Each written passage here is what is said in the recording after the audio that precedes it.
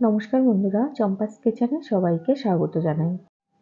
আজকের রেসিপি হচ্ছে কুচো চিংড়ি দিয়ে পুঁই শাকের ঘন্ট। খুব সামান্য তেল মশলা দিয়ে তৈরি করা এই তরকারি কিন্তু ভাত কিংবা রুটি দুটোর সাথেই খেতে অসাধারণ লাগে। খুব সহজেই রান্নাটা আমি কি করে করি, চলো তার রেসিপিটা চটপট দেখে নেওয়া যাক।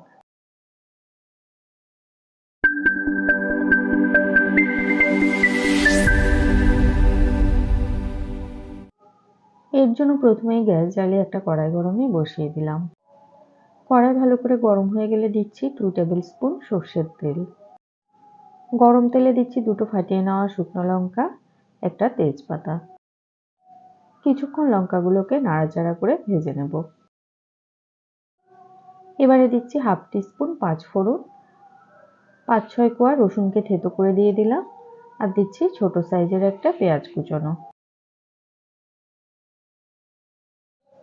একই সাথে 4টে চেরা কাঁচা লঙ্কা দিলাম। 1 থেকে 2 মিনিটের মতো নাড়াচাড়া করে সমস্ত মশলাগুলোকে ভেজে নেব।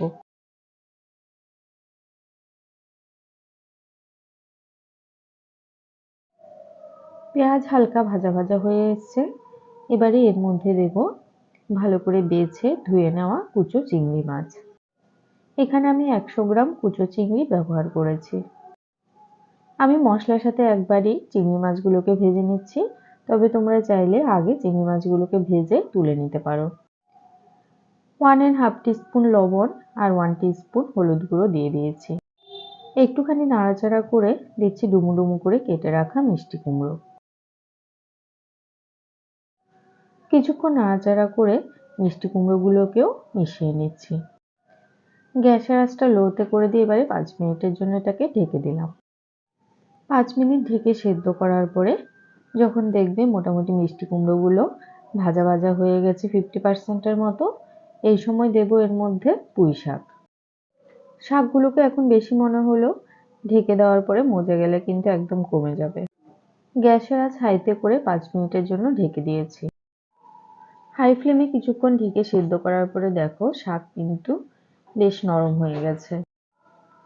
শাক আর কুমড়ো থেকেও অনেকটা জল বেরিয়ে এসছে। এই জলে সম্পূর্ণ রান্নাটা হয়ে যাবে, আলাদা করে জল দেওয়ার প্রয়োজন নেই। আমাদের চ্যানেল চম্পাস কিচেনের রেসিপিগুলো যদি তোমাদের ভালো লাগে তাহলে অবশ্যই চ্যানেলটাকে সাবস্ক্রাইব করে নেবে এবং পাশে থাকা বেল আইকনটাকে প্রেস করে দেবে। এতে করে যখনই আমি নতুন ভিডিও আপলোড করব সাথে সাথে নোটিফিকেশন তোমাদের কাছে পৌঁছে যাবে। কথা বলতে বলতে আরও কিছুক্ষণ ঢেকে কুমড়ো আর শাকগুলোকে সেদ্ধ করে নিয়েছি। এবারে এর মধ্যে দিচ্ছি হাফ টিস্পুন চিনি। যদিও কুমড়োর একটা নিজস্ব মিষ্টতা আছে, কেউ যদি চিনি দিতে অপছন্দ করো সেক্ষেত্রে না দিলেও চলবে। শাক থেকে যে জলটা বেরিয়ে এসছে সেটাও সম্পূর্ণ শুকিয়ে গেছে, আর মিষ্টি কুমড়োগুলোও কিন্তু সেদ্ধ হয়ে গেছে। তরকারিতে বেশ একটা মাখো মাখো ভাব চলে আসলে গ্যাসের ফ্লেমটা অফ করে দিতে হবে। রান্নাটা কেমন লাগলো অবশ্যই কমেন্ট করে জানাবে। ভালো লাগলে লাইক করবে আর তোমার বন্ধুদের সাথে ভিডিওটাকে শেয়ার করতে কিন্তু একদম ভুলবে না। এতক্ষণ আমার পাশে থেকে ভিডিওটা দেখার জন্য অনেক অনেক ধন্যবাদ। ভালো থাকবে, সুস্থ থাকবে। পরের ভিডিওতে আবার দেখা হবে। বাই।